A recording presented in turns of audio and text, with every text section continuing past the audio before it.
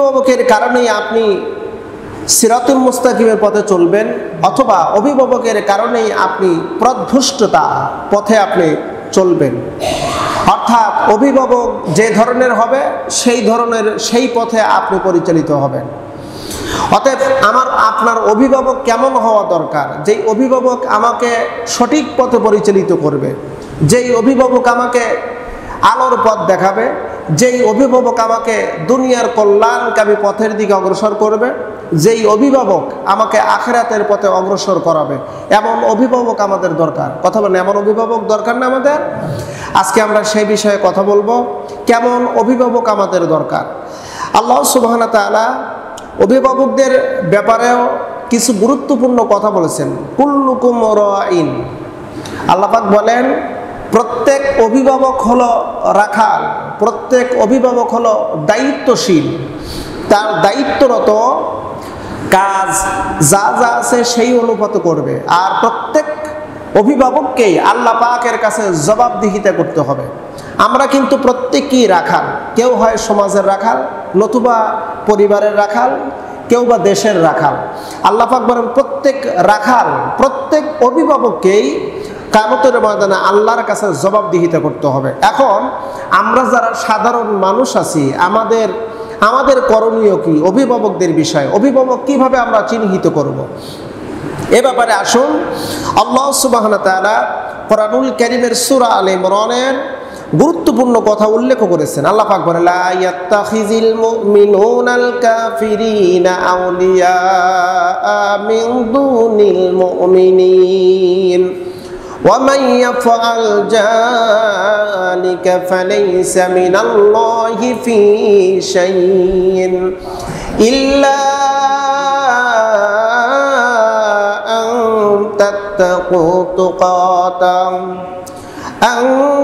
تتقوا منهم تقاتا ويحذركم الله نفسا وإلى الله المصير।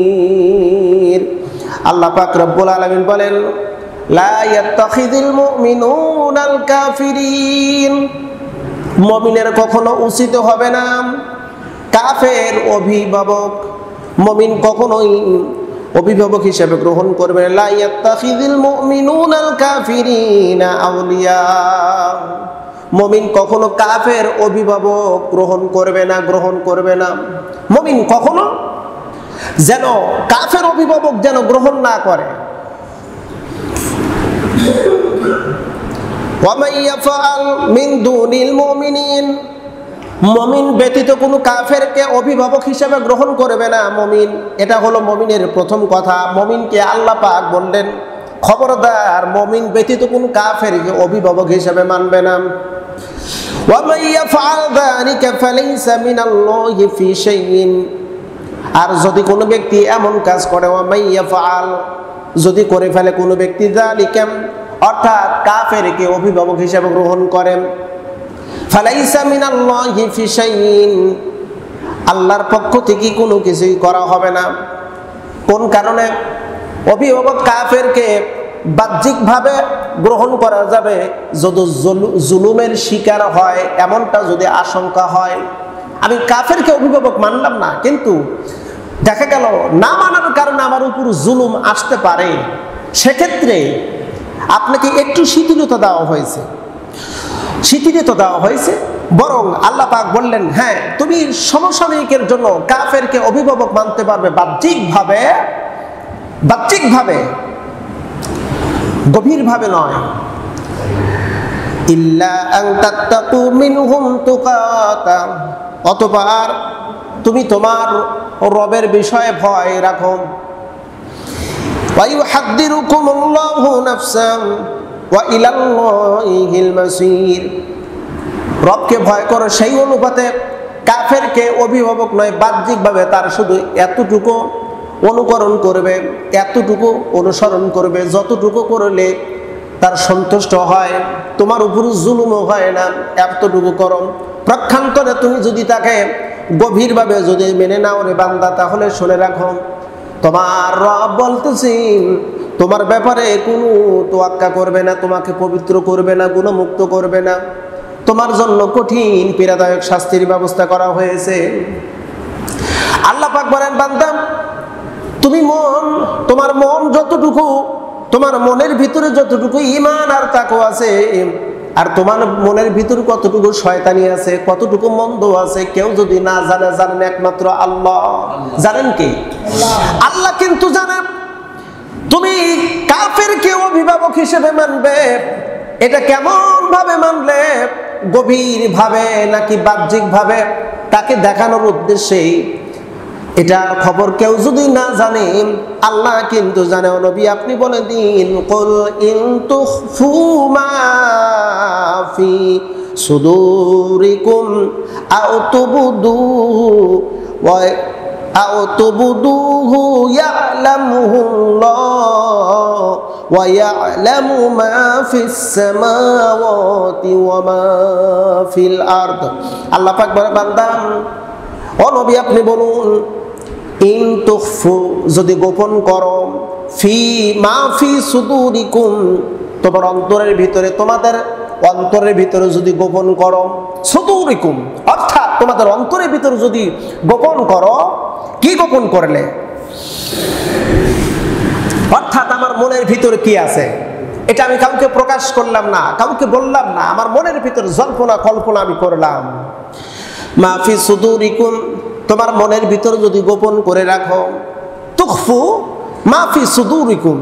সুদুরিকুম, সুদূর শব্দের অর্থ হলো বক্ষ, মানে অন্তর। অন্তরের ভিতর তুমি গোপন করে রাখছো, মনের ভিতরে কি আছে কেউ জানে না।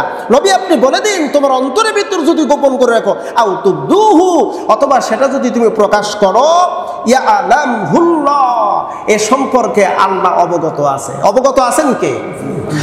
ইন্নাল্লাহা আলিমুম বিযাতিস সুদূর। আল্লাহ পাক বলে, বান্দারে তোর মনের ভিতরে কি আছে কেউ না জানলে আল্লাহ কিন্তু জানেন। নিশ্চয়ই তোমার অন্তরের খবর সম্পর্কে আল্লাহ কিন্তু অবগত আছে। আল্লাহ পাক বলে, বান্দারে তোমার মনের ভিতরে কি আছে সেটাও যেমন আমি জানি, আরো জানি। ওয়া ইয়া'লামু মা ফিস সামাওয়াতি ওয়া মা ফিল আরদ। আল্লাহ পাক বলেন, আসমান এবং জমিনের ভিতরে যা কিছু আছে সব কিছুর খবর সম্পর্কে আমি আল্লাহ পাক জানি। সুবহানাল্লাহ, একটু বলবেন না?